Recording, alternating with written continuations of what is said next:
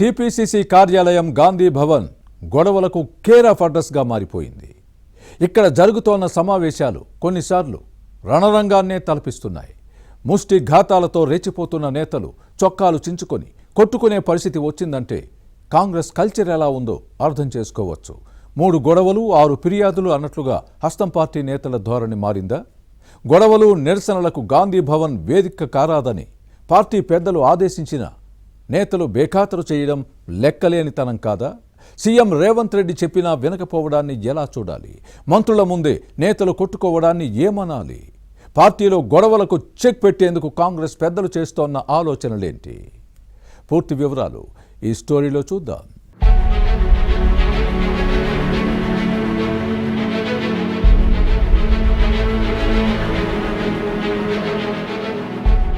తెలంగాణలో కాంగ్రెస్ అధికారంలో ఉన్న పార్టీ పెద్దలకు తలనొప్పులు తప్పటం లేదు. గాంధీ భవన్లో ఈ మధ్య ఏ సమీక్ష జరిగినా రచ్చవ్వకుండా ఉండటం లేదు. గొడవలతో గందరగోళ పరిస్థితులు నెలకొంటున్నాయి. కొట్టుకోవటం, చొక్కాలు చించుకోవటం జరుగుతోంది. నేతలు చెప్పినా సర్దుకుపోరు.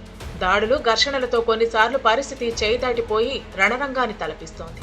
ఆధిపత్య పోరు, నియోజకవర్గంలో పార్టీ పదవులు, ఇలా కారణం ఏదైనా గాంధీ భవన్లో వారానికి కనీసం 2 లేదా 3 గొడవలు జరుగుతూనే ఉన్నాయి. ఇలాంటి వాటితో పార్టీతో పాటు ప్రభుత్వం ప్రతిష్ట మంట కలుస్తోంది. ముష్టి ఘాతకాలు జరిగినా ఇదంతా కాంగ్రెస్ లో కామన్ అని అంటారు. పార్టీ తమ కుటుంబం అంటూనే ఒకరిపై ఒకరు ఫిర్యాదులు చేసుకుంటున్నారు. ఇక టీపీసీసీ క్రమశిక్షణ కమిటీ సైతం వారానికి కనీసం 2 సార్లు భేటీ కావాల్సి వస్తోంది.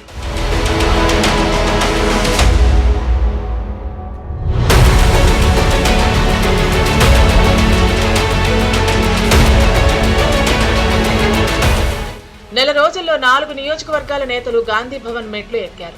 గ్రూపులుగా విడిపోయి ఒకరిపై మరొకరు ఫిర్యాదులు చేసుకుంటూ ఆధిపత్యం కోసం కాంగ్రెస్ నేతలు ప్రయత్నిస్తున్నారు.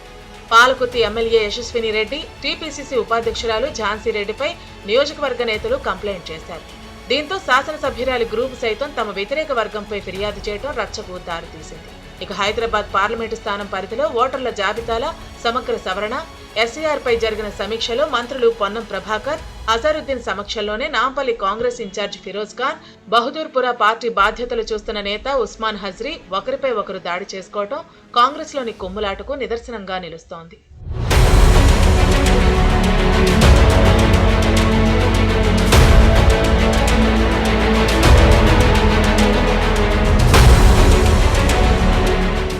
ఇక కామారెడ్డి జిల్లా కాంగ్రెస్ నేతల వర్గపోరు ఏఐసీసీకి చేరిందంటే పరిస్థితి ఎలా ఉంటుందో అర్థం చేసుకోవచ్చు. టీపీసీసీ ప్రధాన కార్యదర్శి చంద్రశేఖర్ రెడ్డి, ప్రభుత్వ సలహాదారు షబ్బీర్ అలీ మధ్య ఆధిపత్య పోరు మలుపుల మీద మలుపులు తిరుగుతోంది. ఇరు వర్గాలు టీపీసీసీకి ఫిర్యాదు చేసుకున్నాయి. పదవులు అమ్మేవారు అమ్ముకుంటుంటే కొనేవారు కొంటున్నారని షబ్బీర్ అలీ అన్నట్టు ఉన్న ఆడియో వైరల్ కావడంతో ఈ వ్యవహారం మరో రచ్చకు దారితీసింది. ఇక జహీరాబాద్ నియోజకవర్గంలో మాజీ మంత్రి చంద్రశేఖర్ కి వ్యతిరేకంగా పలువురు నేతలు గాంధీ భవన్ మెట్లపై వ్యక్తం చేసిన నిరసన రభస సృష్టించింది. మరుసటి రోజే చంద్రశేఖర్ కు అనుకూలంగా పలువురు నేతలు రాష్ట్ర కాంగ్రెస్ కార్యాలయానికి వచ్చి హడావిడి చేయడాన్ని పరిశీలిస్తే కాంగ్రెస్ లో గాడి తప్పిన క్రమశిక్షణకు అద్దం పడుతోంది.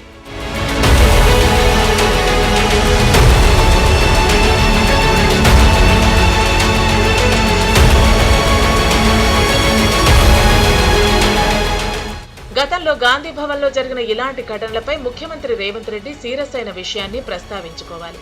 రాష్ట్ర పార్టీ కార్యాలయంలో ఎవరైనా నిరసనకు దిగితే పార్టీ నుంచి సస్పెండ్ చేయాలని అప్పట్లోనే ఆదేశించిన విషయాన్ని గుర్తుపెట్టుకోవాలి.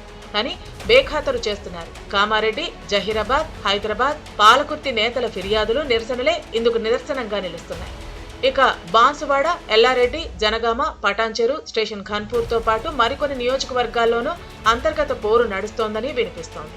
ఆయా స్థానాల నేతలు గాంధీ భవన్ కు వచ్చి నిరసన వ్యక్తం చేయాలన్న ఆలోచనలో ఉన్నారని సమాచారం.